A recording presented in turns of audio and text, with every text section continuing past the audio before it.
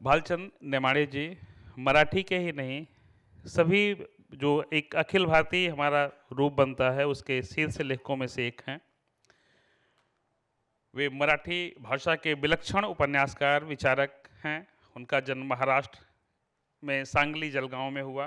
पुणे तथा मुंबई विश्वविद्यालयों से एमए और औरंगाबाद विश्वविद्यालय से उन्होंने पीएचडी की है। औरंगाबाद, लंदन, गोवा तथा मुंबई विश्वविद्यालयों में अध्यापन किया है। मुंबई विश्वविद्यालय के गुरुदेव Tagore chair of comparative literature में प्रोफेसर तथा विभाग के प्रमुख रहे हैं। कोसला उनका जो बहुत ही मशहूर उपन्यास है, जो कल उन्होंने बता रहे थे और हम सबको पता है कि उन्होंने बहुत कम उम्र में लिखा था और उसका एनबीटी से छपा हुआ जब हमने पढ़ा था तो उसका जादू हमारे सर पर चढ़कर बहुत लंबे समय तक बोलता रहा था, अभी भी बोलता है। तो उनका उपन्यास कोसला है, व्यवहार है, हूल, जरीला तथा झूल उनके अन्य उपन्यास हैं। और हिंदू जीने का समृद्ध कबाड़ जो है उनकी जो सबसे बाद की किताब थी, उपन्यास था, बृहद उपन्यास, उसका अगला हिस्सा वो लिख रहे हैं। पहला हिस्सा हिंदी में भी मौजूद है, आप बगल में है वहाँ से ले सकते हैं। मेलडी और देखणी उनके कविता संग्रह हैं। उन्होंने मराठी और अंग्रेजी में विचार और आलोचना पर केंद्रित अनेक किताबें लिखी हैं और भारतीय ज्ञानपीठ पुरस्कार, कुरुंदकर पुरस्कार, साहित्य अकादमी पुरस्कार, कुसुमाग्रज पुरस्कार, महात्मा फुले समता पुरस्कार सहित और भी अनेक शीर्ष सम्मानों से उन्हें विभूषित किया गया है। वे हमारे बीच में बैठे हैं और मैं बहुत ही आदर के साथ में मैं उनको यहाँ पर बुला रहा हूँ। भालचंद नेमाड़े जी। उनसे बातचीत के लिए हमारे बीच में जयप्रकाश सावंत जी हैं। अपने अनुवादों के जरिए हिंदी और मराठी साहित्य के बीच एक सुंदर पुल बनाने का काम उन्होंने किया हुआ है और वे फिजिक्स से एमएससी करके किया है उन्होंने और हाफकिन संशोधन संस्था में वैज्ञानिक अधिकारी रहे। इसके बावजूद काम उन्होंने एक दूसरा जो लगातार करते रहे, जो हम वैज्ञानिकों से अमूमन अपेक्षा नहीं करते, लेकिन बहुत सुंदर काम है। उन्होंने मराठी और हिंदी के बीच में एक सुंदर और सतत पुल का निर्माण किया है। हिंदी की बहुत सारी कहानियों को, उपन्यासों को वे मराठी में ले गए हैं। उदय प्रकाश के 2 संग्रहों के अनुवाद उनकी पुस्तकाकार प्रकाशित हैं। रघुनंदन त्रिवेदी का एक संग्रह उन्होंने किया है जो पुस्तकाकार प्रकाशित है। अलका सरावगी का उपन्यास कलकत्ता वाया बाईपास का उपन्यास उन्होंने मराठी में किया है, जिसके लिए उनको साहित्य अकादमी युवा सम्मान, साहित्य अकादमी अनुवाद सम्मान मिला है। और इसके अतिरिक्त हिंदी के लगभग सभी शीर्ष कथाकारों के, और उसमें जो अब तक के कथाकार शामिल हैं जो हमारे समकालीन हैं, हमसे थोड़े से बड़े हैं, अखिलेश हैं, योगेंद्र आहूजा हैं या तमाम सारे लोग हैं, उनकी भी कहानियों का उन्होंने बड़ी संख्या में अनुवाद किया हुआ है। और हमारे लगभग सभी चंद्रकांत देवताले, विष्णु खरे, मंगलेश डबराल, उदय प्रकाश सहित और भी अनेक कवियों का उन्होंने अनुवाद किया है। उनका भी बहुत बहुत स्वागत है। मैं बहुत ही आदर के साथ में जयप्रकाश सावंत जी को यहाँ पर बुला रहा हूँ। हमारे इस सत्र के दूसरे बातचीत करने वाले अम्बरीश जी हैं, अम्बरीश मिश्र जी। वे भी लेखन और अनुवाद की दुनिया में के जाने पहचाने नाम हैं। वे पत्रकारिता में पिछले करीब 45 वर्षों से सक्रिय रहे हैं। मराठी में उनकी कुल 17 पुस्तकें प्रकाशित हैं। गुलजार की ड्योढ़ी और मिर्जा गालिब का मराठी में अनुवाद किया है। गुलजार जी बैठे हैं हमारे बीच में। और आजकल वे गुलजार की उर्दू नज़्मों का अंग्रेजी में अनुवाद कर रहे हैं। लता मंगेशकर पर भी उनकी एक किताब जल्दी ही आने वाली है।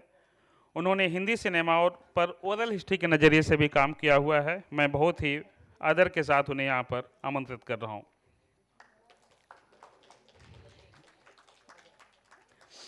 और अब मैं अशोक जी को भी यहाँ पर बुला रहा हूँ बहुत ही आदर के साथ में। अशोक माहेश्वरी जी अभी यहाँ पर, जैसा मैंने बताया, भालचंद नेमाड़ी जी के उपन्यासों के कवर का लोकार्पण होना है।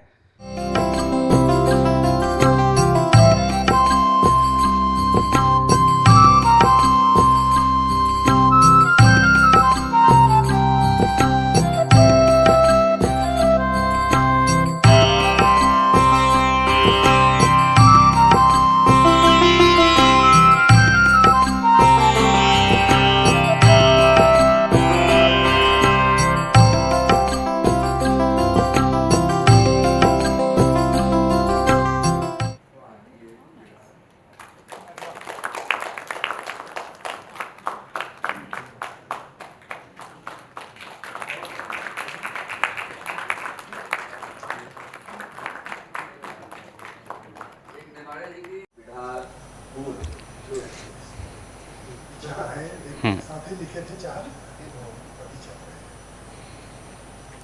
ये फर्स्ट पार्ट है, ये दूसरा है, क्या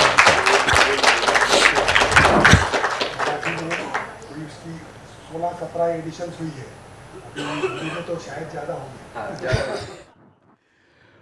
बहुत बहुत शुक्रिया निमाड़े सर। नमस्कार। कैसी शुरुआत करें? गुरु गोविंद दोनों खड़े काके लागू पाए।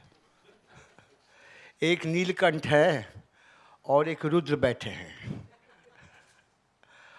और नीलकंठ पंजाब से हैं, महाराष्ट्र में रहे हैं, महाराष्ट्र पर प्यार करते हैं, और रुद्र जो हैं वो उत्तर भारत पर प्यार करते हैं। इससे तो किताबें छप रही है उनकी।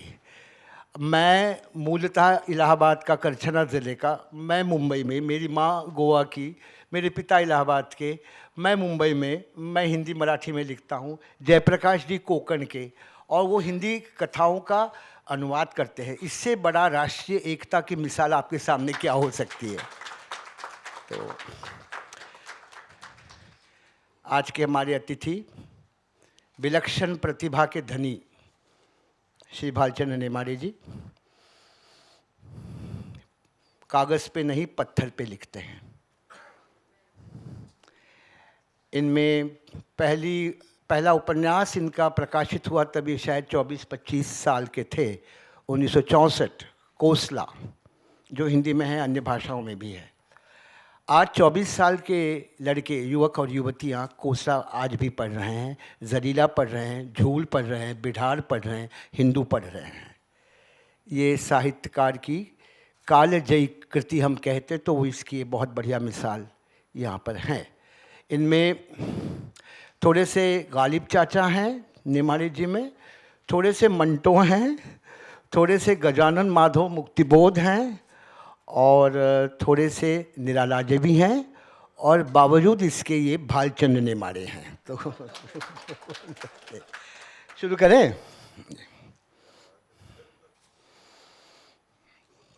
आप भाग्यशाली लेखक हैं, आपकी सभी कृतियों का अनुवाद हुआ है, न केवल हिंदी में, अन्य भाषाओं में भी। लेकिन अनुवाद जब करते हैं तो कुछ बातें फिसल जाती है, कुछ खिसक जाती है हाथों से, उसको लॉस्ट इन ट्रांसलेशन कहते हैं। तो इस पर आप क्या मानते हैं कि आपकी जो सारी कलाकृतियाँ हैं वो, उनका अनुवाद आपको कैसे लगा? और दूसरा सवाल इसी लगे हाथ पूछ लूँ कि क्या आप मानते हैं कि मराठी में अनुवाद की परंपरा कुछ क्षीण सी होती, कुछ पतली सी होती जा रही है? अपनी बोली मोहब्बत की बोली, अपनी बोली मोहब्बत की बोली, न हिंदी, न उर्दू, न हिंदुस्तानी, न मराठी, मैं ऐड करूँगा उसको एक उसकी। तो ये मोहब्बत की बोली से ही मैं गुजार करूँगा।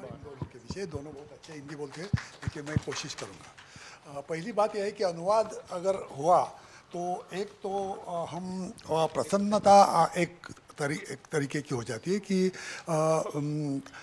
हमारे पढ़ने वाले दूसरी भाषा में हज़ारों से लाखों से रहते हैं। मराठी में तो है ही, लेकिन पता नहीं कितने हिंदी में हो गए, कितने तमिल में हो गए, कितने पंजाबी, मेरे तो कोई 8-10 भाषाओं में है। तो जहाँ मैं जाता हूँ तो लड़के तो मुझे खास करके मिलने आते हैं। और एक बार तो मैं किधर गुवाहाटी में गया था, उसने बोला कि साहब हम मिलने को आए, एक लड़का लड़की थे, तो क्यों मिलने आए? तो आप हम दोनों फर्ग्यूसन में पढ़ते थे, और हम सब लोग उधर कोसला पढ़ते थे, तो हमने भी पढ़ी, और हम दोनों को इतनी अच्छी लगी कि हम दोनों ने ब्याह कर लिया। तो इसलिए हम आपको मिलने को आए हैं कि हमारे दोनों भी इस पर हमेशा चर्चा होती थी, इधर उधर चलती थी, तो इसलिए हो गया। तो मैं उनको बोला कि इतनी क्रिएटिव बात क्या हो सकती है कि आप दोनों का ब्याह हो गया मेरे रास्ते। तो ये मुझे सबके लिए गर्व की बात होती है कि जहाँ भी मैं गया ना, मुझे नए पीढ़ी के लोग, न्यू जनरेशन के अपने घर के लोग जैसे ही लगते हैं, और वो तो पूरा मेरा जान लेते हैं कि आप समझो, मैं जब कोई 23-24 साल का था तब लिखी थी। तो उस उम्र के जो लोग होते हैं अभी आज, उसे एक कॉमन सी लेवल होती है एज की, और वो कॉमन सी लेवल ये अपनी हेयर की सी लेवल से भी चलती है, अपनी बालों की जो लेवल है उससे भी कॉमन सी लेवल समझ जाती है। तो जो बच्चे पढ़ते हैं तो समझ में आ जाते कि अरे ये नए हैं, और उनके लिए हमने लिखा तो ये बहुत समाधान की बात है। और अनुवाद के बारे में अगर कहा जाए तो अनुवाद हमेशा एक तो सब दूसरी भाषा हमें नहीं आती, कि तमिल में कैसा हुआ है ये दूसरे लोग कहते हैं, वहाँ के जो बुजुर्ग है वो कहते हैं कि बहुत अच्छी है, तो समझता है कि अनुवाद अच्छा हुआ। लेकिन कुछ भी हो, कोई 10%, 25%, 30%, 50% अनुवाद भी ठीक होते हैं। 100% अनुवाद तो मुश्किल है, क्योंकि एक भाषा और दूसरी भाषा में वही अर्थ नहीं आता। लेकिन भारतीय भाषाओं में वो शक्य है, क्योंकि हमारी जो कल्चर है, हमारी जो हिस्ट्री है, हमारे जो खाने पीने के तरीके, सब कोई फ़र्क नहीं ज़्यादा, कोई 1-2% का फ़र्क रामेश्वरम से पंजाब अफ़गानिस्तान तक थोड़ा थोड़ा फ़र्क हो जाता है। तो इसलिए अनुवाद भी शायद उतना ही थोड़ा थोड़ा फ़र्क होता होगा, ये समझता हूँ मैं। और जो मैं पढ़ सकता हूँ, मुझे गुजराती, हिंदी, अंग्रेजी, ये तीनों अनुवाद तो अच्छे हैं। अंग्रेजी अनुवाद तो अमेरिका के, इंग्लैंड के लोग भी कहते हैं कि ये हमारे यहाँ ऐसी नावल नहीं है। एक परसों जापानी आदमी ने लिखा कि ये सेकंड वर्ल्ड वॉर के बाद इतनी अच्छी लिखी गई नहीं। अभी मुझे इतना बड़ा सर्टिफिकेट कौन दे सकता है कि सेकंड वर्ल्ड वॉर के बाद मतलब कितनी लिखी होगी, और उसमें भी अगर हमने अच्छी लिखी है तो कुछ मतलब सार्थक हो गया। और लिखने को प्रेरणा नहीं, क्या होता है, बोझा बढ़ जाता है, इसलिए कि ये इतने बड़े लोग अपना पढ़ते हैं, तो अगला उपन्यास अगर मैंने लिखा तो और अच्छा होना चाहिए। नहीं तो बोलेंगे क्या लिखा है इसने, वो पहला भी इतना ही खराब हो गया क्या, फिर से पढ़ेंगे। इसलिए पहले से दूसरी अच्छी, दूसरा अच्छा, दूसरे से तीसरा अच्छा, ये बोझा बढ़ जाता है। इसलिए मेरे पहले और दूसरे उपन्यासों में कोई 15 साल का गैप या फर्क अंतर रहा। दूसरे और तीसरे में 40 साल का अंतर रहा। और अभी तीसरे और चौथे में देखेंगे। परसों किसने एक लड़के ने मुझे पूछा कि साहब ये बकवास वगैरह, भाषण वगैरह बंद कर दो, कॉलेज का बच्चा था तो ये बंद करो ना। मैं उनके कॉलेज में गया था, बहुत सब लोग खड़े थे, वो बोले कि क्या ये लगाया है तुमने, तो क्या बोले भाई, तो ये बंद करो, वो हिंदू का दूसरा पार्ट लिखो ना, दूसरा ये क्या करे। तो पहले तुम्हारे प्रिंसिपल को बोलो, मैं नहीं आता था, उन्होंने गाड़ी भेजी लाया तो मैं उनके लिए था, तो उनको ही गाली है। तो फिर उसने पूछा कितने साल लगेगी, मैं बोला पहले और दूसरे मेरे जो बिडार हुल्लू है अभी की है ना रिलीज, वो कोई 73 की किताब है। मैं लंदन से वापस आया था, उधर कोई मकान दे रहा था, मेरे छोटे छोटे बच्चे थे, और मैं जहाँ जाता था ऐसा मतलब अलग अलग तरीके से वो कहते थे। फ़ोन पे अच्छे लगेगा, अंग्रेजी समझता है कि वो ठीक बोलता है, अंग्रेजी आता होगा। तो गए, जाने के बाद देखते ही अरे सॉरी अभी गया। तो ये ऐसा कुछ 100-150 मकानों में मैंने किया। और फिर बाद में मैंने उधर राजीनामा दे दिया कि भाई मैं वापस जा रहा हूँ, क्योंकि वो इधर अगर रहना नहीं मिलता तो फिर रहे कहाँ, कितने दिन रहेंगे इस पे बैचलर जैसा। तो उस टाइम पे आने के बाद मैंने वो चारों का लिखा था, और उसको अभी हो गए 40 साल हो रहे। तो मैं उसने वो लड़के को बोला कि भाई 40 साल है ना, अभी दूसरे को भी 40 साल लगेंगे, तो वो भी बहुत इंटेलिजेंट होगा। वो बोला आपके लिए ठीक है 40 साल के, हम कहाँ रुकेंगे उतने में। तो मुझे मतलब नई पीढ़ी कितनी होशियार है देखो, कि मुझे कहते हैं कि भाई तुम्हारे लिए 40 साल ठीक है, तुम तो रहेंगे, हमारा क्या होगा, तो जल्दी लिखो। तो ये जल्दी लिखो का ये जो है ना दूसरा बोझा हो जाता है। एक तो अच्छा लिखना, दूसरा बात जल्दी से जल्दी लाना, और तीसरा एक होता है कि वो जैसे हम बढ़ते हैं ना वैसे हमारे प्यार करने वाले प्रेमी लोग बहुत बढ़ते हैं, और वो उनका बुलाना, उनके किताब सप्ताहों के लिए जाना, उनका कुछ मतलब घर में कुछ होगा, किसको लड़का हुआ तो उसको वो भी जाना पड़ता है, कोई वाइस चांसलर हो गया तो वो भी बुलाता है। तो ये सब चलता रहता है, जैसे दिन चलते हैं ना तो वो बढ़ता रहता है, और अपने लिखने के लिए कम समय मिलता है। तो ये ऐसे बहुत सी चीज़ें होते हैं और देर लग जाती है, इसलिए जो अब आगे का होगा ना उसको शायद ही देर लगेगी, लेकिन अभी पहला और दूसरे में कोई 12 साल हो गए, 13, और तो 1-2 साल में मैं करूँगा, अभी चल रहा हूँ। पहले सबको आदाब करता हूँ। और सर आपने जो बात कही उस लड़के ने, अब जो जहाँ पे जाते हैं और बातें करते हैं वो उसके जैसे मैं बकवास तो नहीं समझता, आप बहुत मूल्यवान विचार हमको देते रहते हैं। लेकिन दूसरी बात उसकी सच है कि हम नहीं रहेंगे, आपका उपन्यास जल्दी आना चाहिए, वो हमारी भी इच्छा है। अभी इससे जुड़ा हुआ एक जो अम्बरीश ने बात की उससे जुड़ा हुआ एक सवाल पूछता हूँ कोसला के ही बारे में, कि कोसला एक मराठी की कालजयी कृति मानी जाती है, और ख़ास तौर पे उसके जो नायक है पांडुरंग सांगवीकर, एक्चुअली उनको नायक कहना चाहिए। तो वो इतना छा गया है, 3 जनरेशन की युवा पीढ़ी अपना रूप पांडुरंग सांगवीकर में देखते हैं। और मुझे याद है कि हम जब यानी कॉलेज में थे और हमने पढ़ी तो वो कोसला ऐसी थी कि हमारे कवि मित्र थे, वो उनके लिए पांडुरंग सांगवीकर उनके ज़िंदगी का एक हिस्सा बन गया था। और कभी मिलते, अरे पांडुरंग मिला था क्या, कहाँ है पांडुरंग, आज मिला था क्या, ऐसे पांडुरंग उसकी ज़िंदगी का एक हिस्सा हुआ था। तो उसके बारे में मुझे ये जानने के लिए मैं उत्सुक हूँ कि कोसला का अब तक 9 भारतीय भाषाओं में अनुवाद हुआ है और हिंदी में उसके 3 एडिशंस छपी हुई है।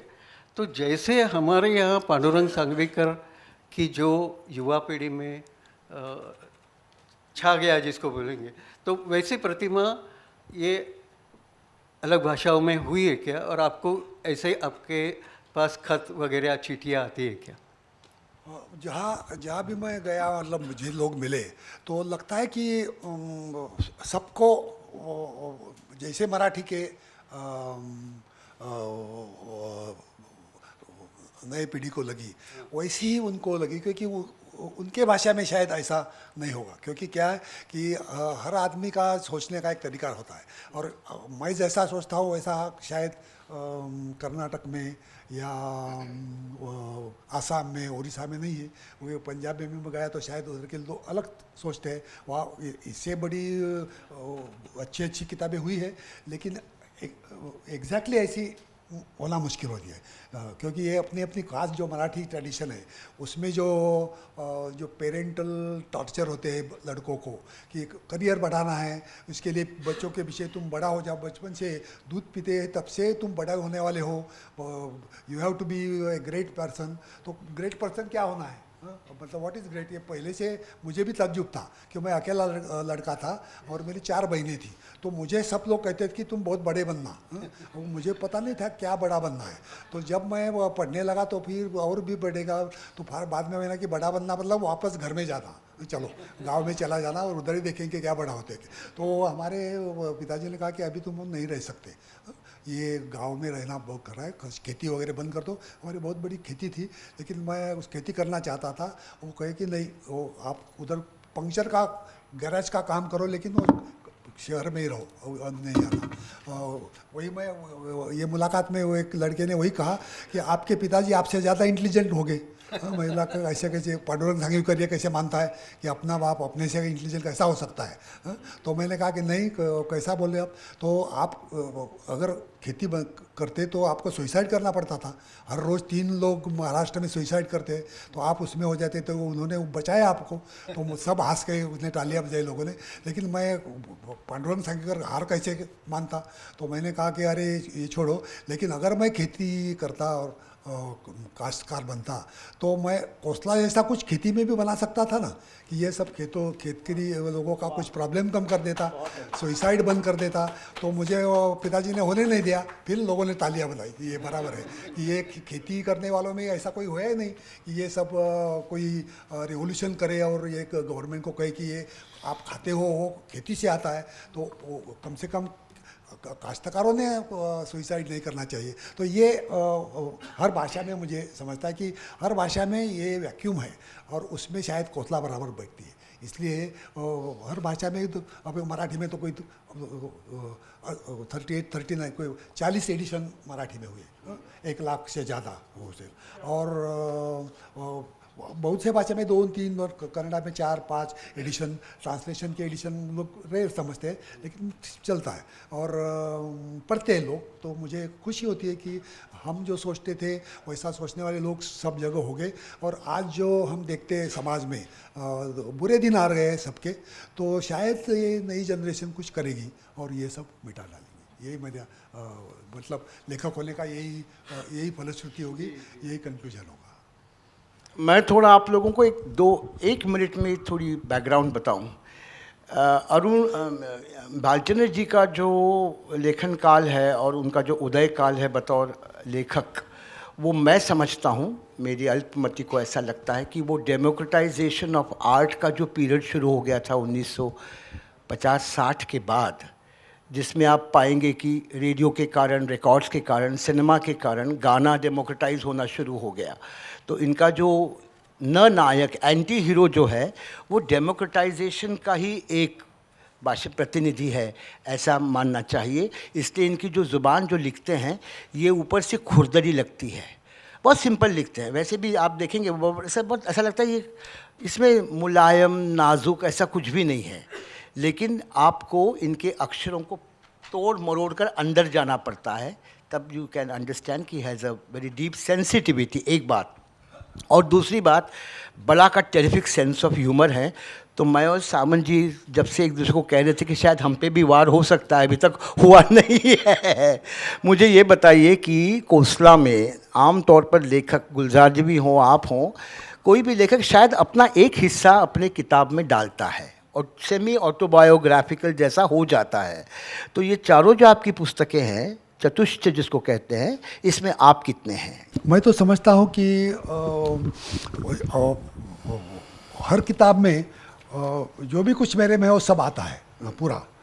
पूरा मतलब जो आप जानते हो कि जो हम लिखते हैं तो अपने जो 2 हिस्से हैं, लेफ्ट और राइट, तो लैंग्वेज का जो पार्ट होता है वो लेफ्ट होता है, तो लेफ्ट में जो सब होता है उसके मुताबिक राइट को करना। राइट का मतलब ये सब तोड़ना मोड़ना, नीचे जो है को छोड़ के ऊपर जाना, वो एब्स्ट्रैक्ट, वो राइट हिस्सा करता है।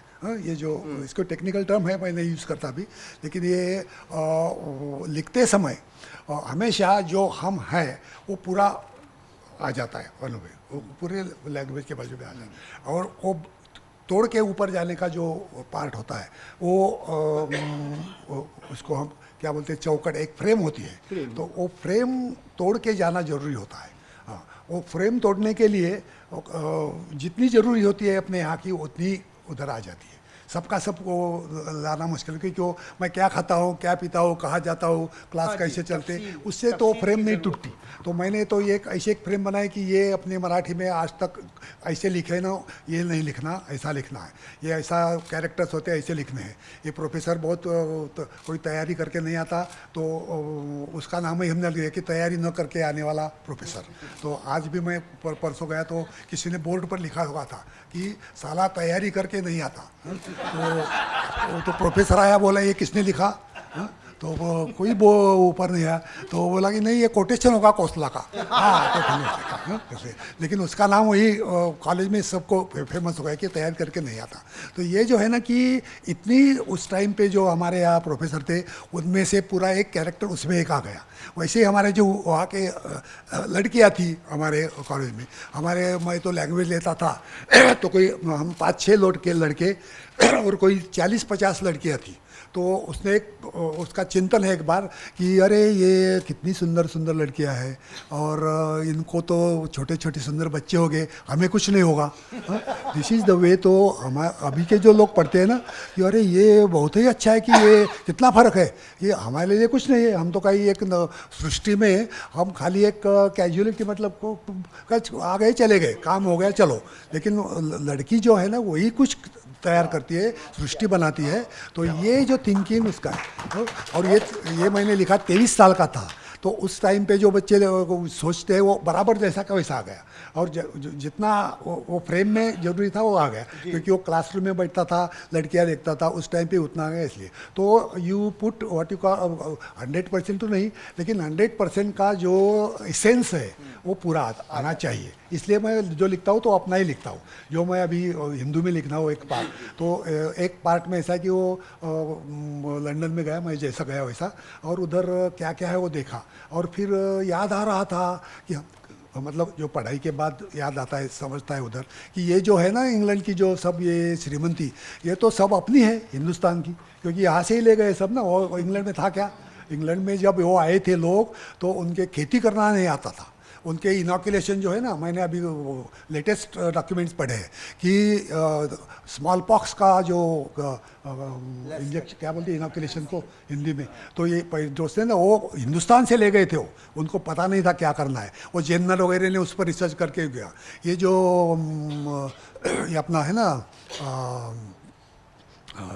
स्टरीलाइज करना, ये स्टरीलाइज करने का टेक्निक हमारे यहाँ से ले गए, इसका डॉक्यूमेंट्स है। वहाँ के जो बेंटिंग वगैरह के लोग पहले आए थे 1750 से, एक धर्मपाल ने बहुत अच्छी किताब लिखी इस पर, वो पूरे रिसर्च करके कि उधर के लोग आने के बाद उनको ताज्जुब हुआ कि अरे ये लड़ाई में इसके पाँव टूट गया है एक आदमी का, और ये क्या हिंदू लोग हैं कि ये इतने जानवर है कि ये टूटा हुआ पाए भी जलाते हैं। एक गरम सड़ई क्या बोलते लोखंड मतलब लोहे की सड़ई गरम करके लाल करके उस पर लगा देते, और वो बेचारा हा करके रहता हो। ये क्या जानवर है कि हिंदू लोग?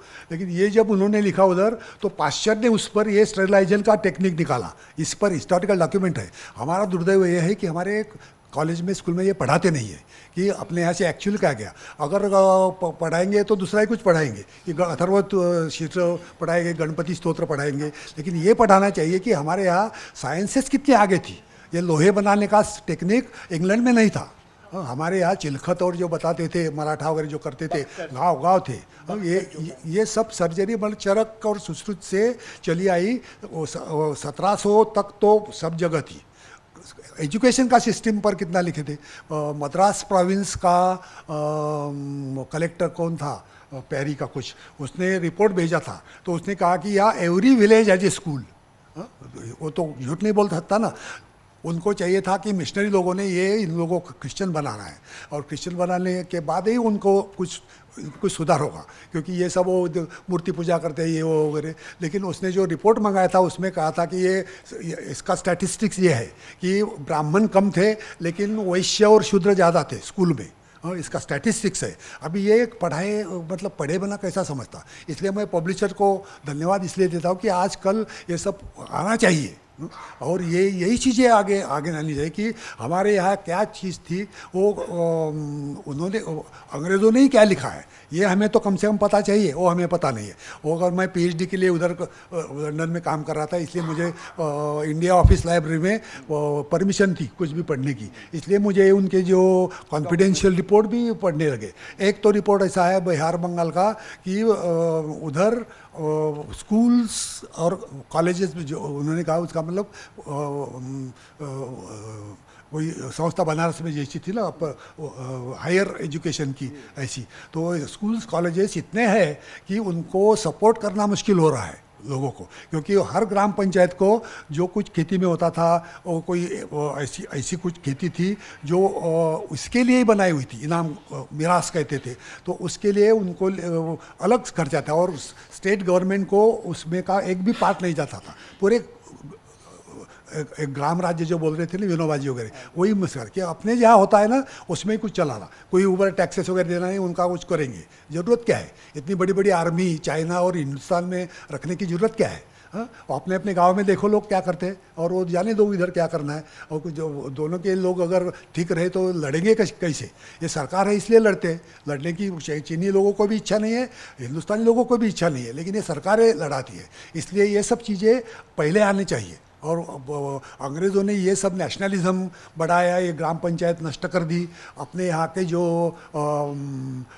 डिसेंट्रलाइजेशन था वो सेंट्रलाइज कर दिया, और इसलिए ही हमारे सब प्रॉब्लम्स आ गए। अगर ये हम पढ़ेंगे नहीं तो नहीं आएगा। इसलिए वो जो मुद्दा ये है कि ये ज़्यादा से ज़्यादा ट्रांसलेशन है अपने है ना, ज़्यादा से ज़्यादा पढ़ना और नए जनरेशन को ये मालूम होना बहुत ज़रूरी है। और ये लेखक का कर्तव्य है कि अगर मैंने वो पढ़ा तो मैं पहले ये लिखूंगा। इसलिए मैं जो लिखूंगा उसमें वो बहुत से पार्ट उस टाइम पे जो मैं कुछ करता हूँ, कुछ नहीं, मैं लंदन में क्या करता था वो महत्व का नहीं है, लेकिन ये जो मुझे ध्यान में आ गया वो मैं अपने हिंदू के तीसरे पार्ट में लगाऊंगा और फिर कहूँगा कि भाई ये अपना था और ये बिगड़ गया कैसा है। मतलब सब अच्छी चीज़ नहीं थी उस टाइम पे, लेकिन ये अच्छी चीज़ें थी तो हमने बताई। एक तो हमारी टेक्नोलॉजी बहुत आगे थी सबके सारे। तो ये खेती करने का जो तिफन बोलते हैं ना हमारे यहाँ कि ये व्हेन यू सो, वो जो अनाज डालते वो 3 आउटलेट से जाता है ज़मीन में, वो अंग्रेज़ों को मालूम नहीं था, वो पहले से उन्होंने लिया।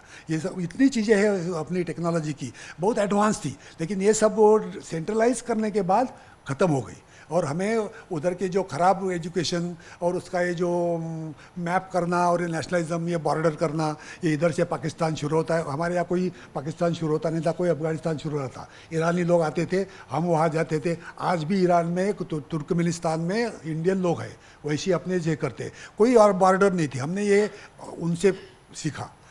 वैसे कि हमने उनको पढ़ाना चाहिए था कि ये फ्रांस और जर्मनी की बॉर्डर बंद करो, ये निकालो, कोई ज़रूरत नहीं है। लेकिन उन्होंने ज़्यादा बड़े बड़े वॉर किए, ज़्यादा लोगों को हत्या की और सब दुनिया की हालत ख़राब कर दी। हमारे यहाँ भी नेशनलिज्म लाया, उसकी कोई ज़रूरत नहीं है हमारे लिए। ये सब हमारे जो पहले था कि भाई जिसको चाहिए वहाँ वैसे जाना, ऊपर से नीचे तक लोग आते थे। कोई तमिलनाडु नहीं था, कोई महाराष्ट्र नहीं था, कोई कर्नाटक नहीं था, कोई बेलगाम नहीं था। हाँ, यही प्रॉब्लम थे। तो ये हमें लेखक का ये कर्तव्य है कि ये हमेशा अपने में है, मतलब अपने में जो ध्यान है, न खाली अपना जो रेगुलर जो सब करते हैं वैसे नहीं, लेकिन एक यूनिक ऐसा कुछ होता है कि जो अपने में आता है वो, इसी लेखक का वो सिद्ध होता है। वही मैं चाहता हूँ। सर, जब आपने कोसला लिखी तब आप उसके जो नायक है पांडुरंग सांगवीकर, उसके हम उम्र थे। जब बिडार झूल हो गई तो उसके भी जो नायक है उन चारों का उपन्यासों के, चांगदेव पाटिल, उससे आप उम्र में ज़्यादा दूर नहीं थे। लेकिन अब जो आप हिंदू लिख रही है तो आप 85 साल के हैं और खंडेराव एक PhD का स्टूडेंट है, तो आपको ये जो उम्र की दूरी है वो खंडेराव को पूरी तरह समझने में कोई मुश्किल नहीं पैदा कर देगी। आपने बराबर कहा। कोसला जो लिखी तो मैं उसी उम्र का था और वही मेरे सामने था कि अभी क्या करना, गांव में रहने नहीं देते, कॉलेज अच्छा नहीं लगता, वो ख़राब पढ़ाते हैं। उधर जो है हमारे यहाँ ज्योतिबा फुले करिकुलम में नहीं था उस टाइम पे। जब मैं मराठी का स्टूडेंट था तो ज्योतिबा फुले का कोई पेपर नहीं था, जिक्र भी नहीं थी। खाली ब्राह्मण लोग लेखकों के किताबें पढ़ने को आती थी। और महानुभाव साहित्य मालूम नहीं था किसी को। मतलब जो वाङ्मय इतिहास है उसमें इतना बड़ा साहित्य कि सबसे बड़ा प्रोज 12वीं सेंचुरी का लीला चक्रधर स्वामी ने, वो जो इतना अच्छा प्रोज आज तक भी कोई नहीं लिख सकता। इतनी सुंदर रचना है कि कई आप लोगों ने कैसे चाहिए, आदमी ने कैसे रहना चाहिए कि एक एक गावे जे विजय, एक एक गावे आच विजय। मराठी में होता है ईट इन वन प्लेस, हाथ धो दूसरे गांव में। ऐसा महात्मा होना चाहिए, एक गांव में नहीं रहना। एका झाडाची सवय न व्हावी। Don't get in the habit of living in under one tree only, go on changing trees. ये ऐसी इतनी सुंदर मराठी 12th सेंचुरी में। यूरोप में क्या था प्रोज 12th सेंचुरी में? एक भी नहीं था। 12th सेंचुरी में हमारे यहाँ 4 कवयित्री स्त्री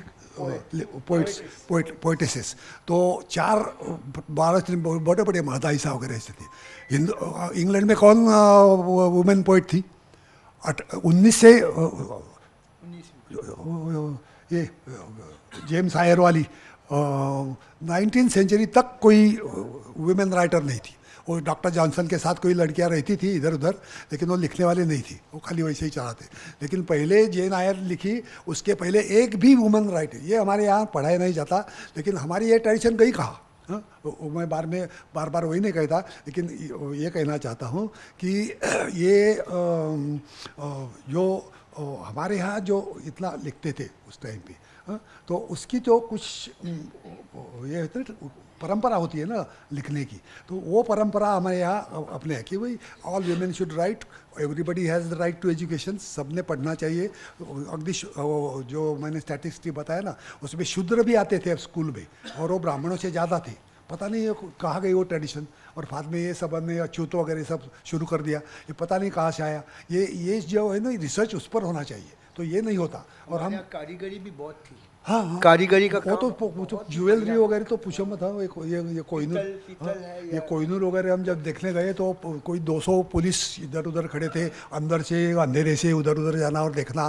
तो हम चला गया, अरे हमसे चुरा रहा है और हमसे हमें तो देखने दो। तो उधर का एक आदमी आया, बोला क्या क्या कर रहे हैं? मैं बोला nothing, I want to go ahead. वो लैट्रिन किधर है, बस वैसा। तो उधर क्या बोले, चुप रहना अच्छा है, वाकया ख़राब है, और जहाँ चीज़ वैसा होता है। तो दिस इज़ द कंडीशन। तो द प्रॉब्लम इज़ ये एज का जो खोसला के टाइम पे था। आई वॉज ऑल्सो 23, हमारा पांडुरंग सांगवीकर भी 25 का था पब्लिश होने तक। उसके बाद जो हो गया, मैं इंग्लैंड से वापस आया, तब मैं कोई 30-32 साल का था, मैरिड एंड ऑल दैट। तो वही एक्सपीरियंस मैंने ये इस पर बिडार यूनिवर्सिटी के लेक्चरशिप के लिए पहुंचाना, महाराष्ट्र के एक गांव में क्या चलता है, दूसरे में क्या है, नॉर्थ साउथ में कितना फ़र्क है, उधर की भाषा उधर की भाषा, हर जगह में कितनी अच्छी अच्छी चीज़ें होती है ये हमें पता नहीं होता। खाने की चीज़ें कितनी अच्छी होती हैं, साउथ में जो चीज़ मिलती है वो नॉर्थ में नहीं मिलती, नॉर्थ में मिलते हैं उधर। हर स्टेपल फूड इज़ डिफरेंट। ये जो वैरायटी है अपने यहाँ, आजकल वो वैरायटी नहीं रही और ख़त्म हो गई। तो every village has an individuality, her town को, हर प्रांत को थी, और वो मिटाना वो गलत है। यही उसमें मतलब वो अभी जो पब्लिश हो रहा है ना, बिहार हुल देरलाजुल, तो बिहार में वो बम्बई में होता है, लिटिल मैगजीन्स वगैरह चलाता है, हम भी चलाते थे वैसे। असुने 2-3 सामने वही किए, और बाकी बंद करके मैं छोटे गांव में जाकर, बम्बई नको, इसलिए आई वेंट टू अहमदनगर, छोटा गांव। छोटे गांव में अलग ही प्रॉब्लम थे। उधर क्या है कि तुम्हारी जात कौन सी है, तो हमारे यहाँ तो हम खाली तो ये लेते हैं, दूसरे देखा। तो ये उधर की वो, फिर ये मैं छोड़ के मैं दूसरे गाँव गया, क्रिश्चियन कॉलेज में गया। क्रिश्चियन कॉलेज में ये कुछ अलग था। ऐसा करते करते 4 महाराष्ट्र की जो वैरायटीज़ है उसमें आ गई, और अभी वो परदेश जाने वाला है। तो ये जो उसमें आ गया चारों में, उसमें कोई मैं 30 साल का था और ये है 25, मतलब 4-5 साल का फ़र्क है। अभी जो हिंदू में नायक है वो है 25 साल का, आर्कियोलॉजिस्ट बनना चाहता है। और मैंने जब लिखी शिमला में Indian institute of advance studies में, हमारे दोस्त थे, उन्होंने कोई ये एक दिन खाली उधर कॉमन लेक्चर लेना पड़ता है, वो करो, बाकी तुम्हारा लिखो, हम कोई डिस्टर्ब नहीं करेंगे। तो मैंने वो 6 दिन वो लिखना है, 1 दिन वो समय मिला लिखने के लिए। हाँ, तो लोग भी इतने अच्छे कि तो आप क्या लिख रहे हो वो बताओ, ये बाकी का छोड़ो। इंटेलेक्चुअल तो होता रहेगा, वीमेन प्रॉब्लम, ये अपना लैंग्वेज का प्रॉब्लम, फोनोलॉजी, ये छोड़ो, आप क्या लिख रहे हो बताओ, ये भी कहते थे। लेकिन मैं अपना काम अच्छी तरह से करता था और बाकी के दिन लिखता था। वो तब मैं था 70 साल का। 70 साल में मैंने जो लिखा वो 25 का। तो इसमें जो गैप आ गई, तो इसका मैं आपको कहा कि मैं जब ये डेक्कन कॉलेज में था, तो मैंने आर्कियोलॉजी में PhD लिंग्विस्टिक्स के बाद वो रिलेटेड करना शुरू किया था। उसके वजह 1 साल मेरा ख़त्म हो गया, मतलब कुछ किया नहीं। उसके बाद उसको भी कुछ जॉब वही नहीं मिलता, इसलिए मैंने छोड़ के फिर अंग्रेजी में MA करके फिर गया।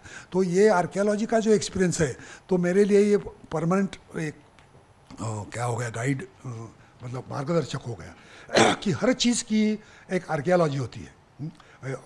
आज जो हम देखते हैं ना, वो सब झूठ होता है। ये अपने माया का जो है ना, इंडियन फिलॉसफी है, सब माया होती है। इधर आप जो नेहरू ये जिसमें 100 साल पहले इधर कोली लोग रहते होंगे, और उसके 100 साल पहले उसको तो इस जगह की आर्कियोलॉजी समझ में आना अच्छा है कि बम्बई आज का जो है वो सच नहीं है, तो उसके पहले क्या था, उसके पहले क्या था, और अभी आगे क्या होने वाला है, मतलब ये सब 10 फुट अगर ऊपर आ गई समुद्र की लेवल, तो ये सब चला जाएगा। तो ये क्यों चला जाएगा, तो उसका उत्तर आपको उधर मिलेगा कि ओरिजिनली ये था और हमने काट के ख़राब कर दिया। इधर के जो तांदुल वन वगैरह थे, छोटे छोटे फॉरेस्ट टाइप को सब ख़त्म कर दिया। तो this is how archaeology is important. ये आर्कियोलॉजी हर चीज़ के लिए ज़रूरी है, अपने लिए भी आर्कियोलॉजी। मैं पहले क्या था तो अब मैं कैसा बन गया, तो ये आर्कियोलॉजी होती है। वैसा कोई साइंस नहीं है वो, लेकिन हर एक की इसके पहले क्या था, उसके पहले क्या था, वही सॉल्यूशन होते हैं ना। पहले मतलब ये जो सोलर सिस्टम है इसकी भी आर्कियोलॉजी है, ये सब रिसर्च वही चल रहा है। तो हम लेखक लोगों ने आर्कियोलॉजी छोड़ना नहीं, कि हम भी जो है ना वो हमेशा नीचे जाके अंदर जाके इतने जाके कि इतने आज के प्रॉब्लम्स है वो क्यों आए। ये अभी कास्ट सिस्टम है, सबसे ज्वलन प्रॉब्लम है अपना। 7th 8th सेंचुरी में कास्ट सिस्टम नहीं थी। मनुस्मृति जो लिखी गई थी 2nd सेंचुरी AD में, तो उसके बाद भी लोगों ने ये मनुस्मृति मान ली नहीं थी। ये खाली हर्षवर्धन के टाइम तक भी जो ह्यूएन संग आया उन्होंने भी रिकॉर्ड किया है। और एक तो बाण भट्ट की आत्मकथा आपने पढ़ी होगी, वो साउथ में जाता है कोल्हापुर की तरफ और भूखा हो जाता है। एक बुढ़िया औरत को बोलता है माँ कुछ खाने को मिलेगा, और ये खाने को हम तो गरीब लोग हैं लेकिन हमारे पास कुछ लाया है, वो तांदुल कूट के बनाते हैं ना, मतलब उसका राइस बनाते हैं बाद में, तो हाँ तो अनपाउंडेड था। तो ज़रा ठहरो मेरी लड़की कर देंगी आपको। उसने बनाया, लड़की ने वो सब कुटाया, उसको को ये राइस किया, पकाया, उसको दिया, और तो बोला इतना कितना स्वादिष्ट है, और इतने आधे घंटे में इतना बनाया। क्या कमाल है। माता जी मैं बैचलर हूँ और मैं बहुत बड़ा पंडित हूँ, ये है मेरी ये प्रॉपर्टी है, मेरा ये मिलता है, मैं वो आपके लड़की से शादी करता हूँ। तो बोला कि अरे हम गरीब आदमी हैं, आप इतने बड़े पंडित कैसे लिखे। ऐसा नहीं है, इतने आधे घंटे में इतना अच्छा पकाने वाली क्या गरीब हो सकती है, नहीं मैं लेता। तो he married her and carried her to Ujjain. तो ये अपने 7th सेंचुरी की स्टोरी है, सच स्टोरी। आप भी पढ़ेंगे तो मिलेगा।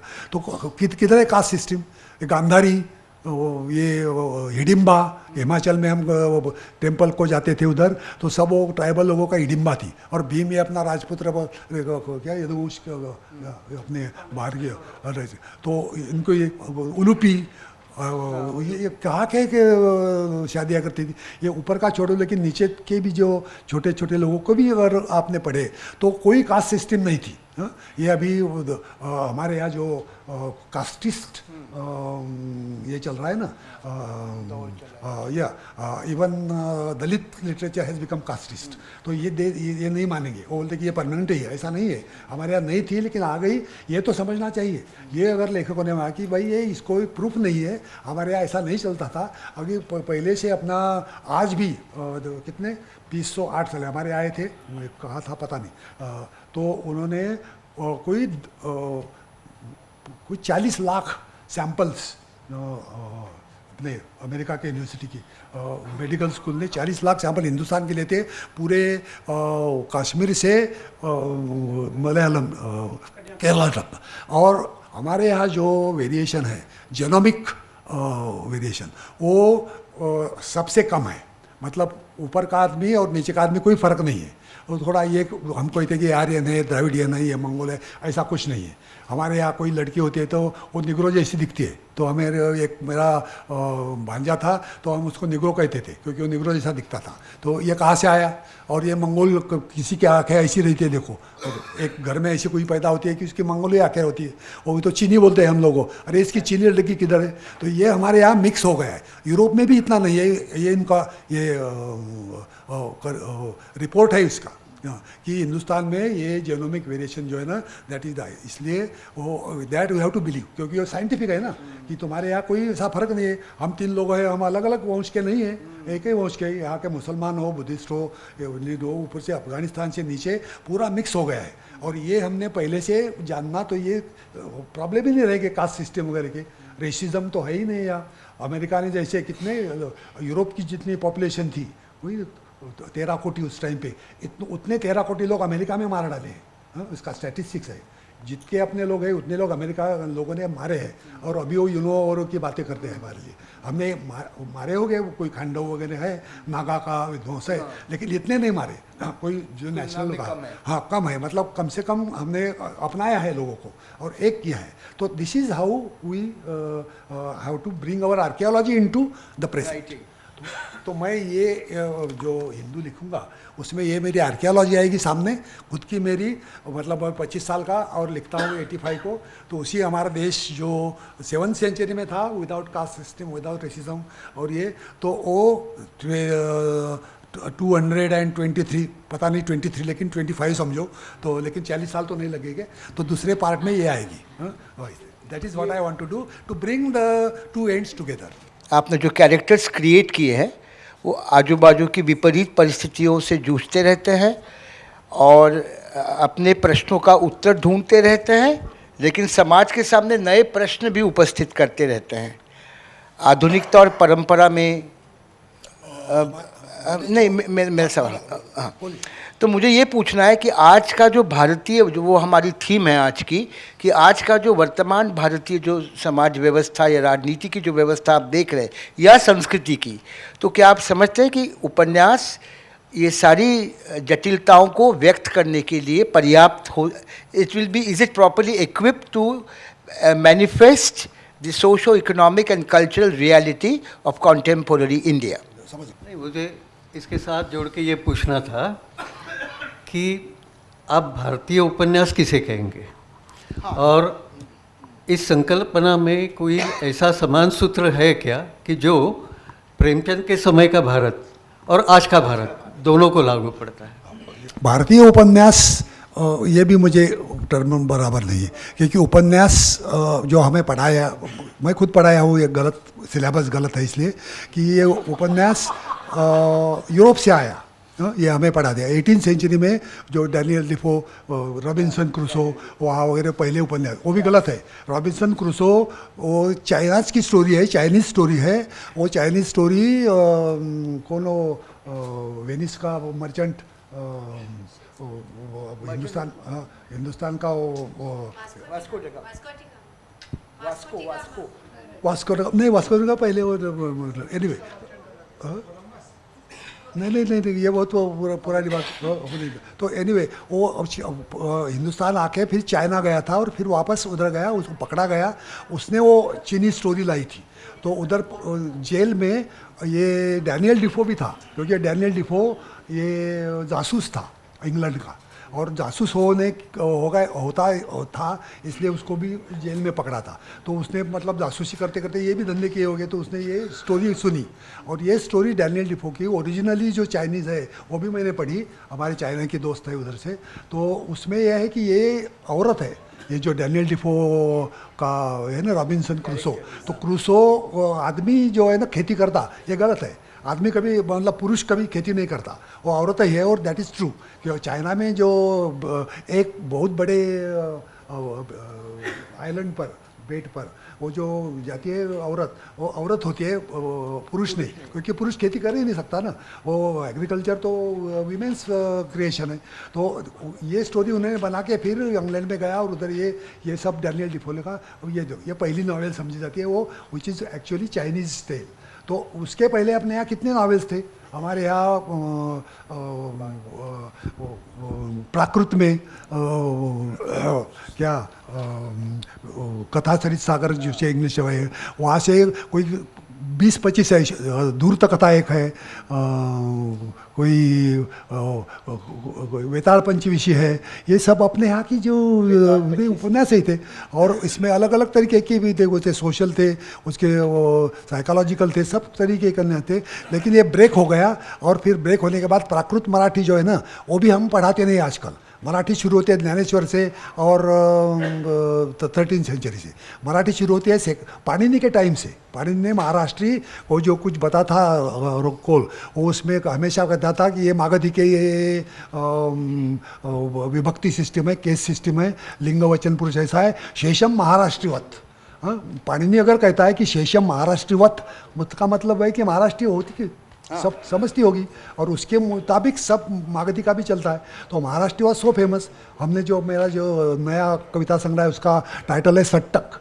तो सट्टक जो है ना, ये फॉर्म ड्रामा का फॉर्म है। जो हमारे तमाशा जो है आजकल, वो पेशवा लोगों ने मुग़ल लोगों से गलत नाम लिया। वो ओरिजिनली सट्टक था। हमारे गांव में खानदेश में ये हमेशा सट्टक कहते हैं उसको। तो सट्टक देखना मतलब ये जो फोक ड्रामा था, तो ये फोक ड्रामा सट्टक था। वो सट्टक पहले पाणिनि के टाइम से चलता आया है। उसके ये भी हमारे मेरे स्टूडेंट ने उस पर काम किया है कि ये पूरा मतलब बनारस के लोग महाराष्ट्रियन सट्टक देख के कोई तमिलनाडु के किसी आदमी को कहते थे कि ये इसमें ये है, ये आपने देखा है कि नहीं, वगैरह वगैरह। ऐसा कॉरेस्पॉन्डेंस है, ये पब्लिश हुआ है।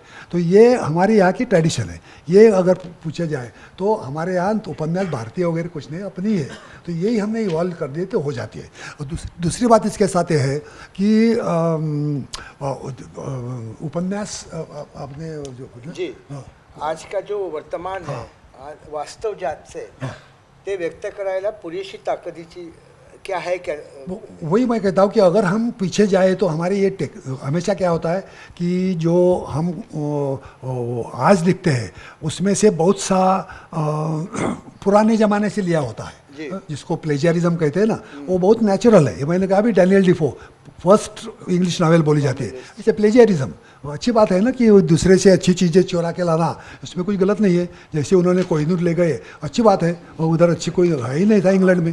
हाँ, इधर तो ये वही करना चाहिए कि जो अच्छी बात है ले जाना चाहिए और बढ़ाना चाहिए। तो हमने भी यहाँ वहाँ का जो है उधर का डिकैमेरन क्या है वो भी पढ़ के अपने यहाँ का आज का 2023 का जो है नावल उपन्यास वो बनाना चाहिए, और वो ज़रूर बनेगी। क्योंकि मैं जो चाहता हूँ, अभी मैं जो लिखना चाहता हूँ उसमें ये सब चीज़ें लाने के लिए मैं समझता हूँ कि ये अपने यहाँ मराठी में तो ऐसा नहीं हुआ। लेकिन मैं क्या करता हूँ कि एक मोहनजोदड़ो में आर्कियोलॉजिस्ट काम करता है, तो वो गाड़ी में बैठता है, और गाड़ी में बैठते बैठते वो डब्बा पूरा भरा हुआ हमेशा के लिए, इंडियन रेलवे का क्या पूछो मत। तो सब वो बैठते बैठते हमेशा डे ड्रीमिंग शुरू कर देता है कि उसकी ये कैसी थी, उसकी फूफी कैसी थी, उसकी शादी क्या हुई, वो उसको मारना कैसा चाहते थे, फिर वही खुद कैसे वापस आ गई। ये सब उसके डे ड्रीमिंग में वो जब तक गांव तक आता है तब तक उसके दिमाग में सब चलता रहता है, और नीचे उतरते ही वो अपने फिर प्रेजेंट पे आ जाता है। तो ये पूरा फ्लैशबैक कितने साल का, 25-30 साल का ये पूरा फ्लैशबैक उसके ट्रैवल में आ जाता है। तो ये मैंने एक्सपेरिमेंट करना जरूरी है। ये हमारे मराठी में इतना फ्लैशबैक नहीं था 30 साल का, लेकिन मैंने किया, और वो लोग पढ़ते हैं भी हिंदू के पहले पार्ट में। दूसरे भी इसमें भी मैंने ऐसे ही कुछ ट्रिक लगाई है कि एक मैंने कहा ये आसाम में एक कोई रामायण पर मैं काम कर रहा था। वाल्मीकि रामायण के पहले का 500 साल का रामायण है वो। अच्छा। वाल्मीकि ने वो खुद बना के, वाल्मीकि भी वो सब का सब बदल नहीं सके, क्योंकि वो रावण मरते मरते कहता है अहिंसा परमो धर्म। तो अहिंसा परमो धर्म कैसा आ गया? तो वो बुद्धिज़्म के खिलाफ जो ये जो थे पुष्यमित्र शुंग, वहाँ के शुंग और हमारे यहाँ के सातवा, इन्होंने बुद्धिज़्म खलास कर दिया, मतलब लोगों को मारा, फेंका, स्तूप जलाए, सब किए। तो ये वाल्मीकि रामायण के पहले का जो रामायण है उसमें जो टेक्निक है वो मुझे बहुत अच्छे लगे। वो आपको असम में मिला? हाँ हाँ, असम में हम वो अकादमी में पब्लिश कर रही है, पता नहीं अभी क्या होगा। तो वो कहते कि अरे मुझे निकाल के अरण्य में फेंक देते हो तुम, ये तुम्हारे ही लड़के हैं मेरे पेट में और तुम्हें ये पता नहीं, तुम षंड हो क्या? ऐसी उधर की सीता बोलती है। वाल्मीकि ने बताया नहीं, वाल्मीकि ने वो बहुत प्रजासत्ताक और ये अपने प्रजा के लिए करने वाला वगैरह वगैरह वगैरह ऐसा बनाया है। तो ये चीज़ें जो है हमने ऊपर अगर लाए, वो मातृसत्ताक थी हमारे यहाँ, वो सब चलता था, औरतें गालियाँ देती थी, अपने उसको मारती थी, ये भी अपने यहाँ आना चाहिए, क्यों नहीं आना? अगर पुरुष मारता है स्त्री को तो स्त्री ने क्यों नहीं मारना पुरुष को? ये अपने यहाँ था। तो ये सब लाना चाहिए, तभी हमें उपन्यास जो नया उपन्यास जो है वो ये ऐसा होना चाहिए, और मैं करूँगा ऐसा। हम उम्मीद करते हैं ये नया उपन्यास शीघ्र ही सब जगह सब दूर फैल जाएगा। मैं आप सब लोगों का, अशोक जी का, गुलजार साहब का, हुजूर का, और निमाड़ी सर का आभार मानता हूँ और आप सभी का आभार मानता हूँ।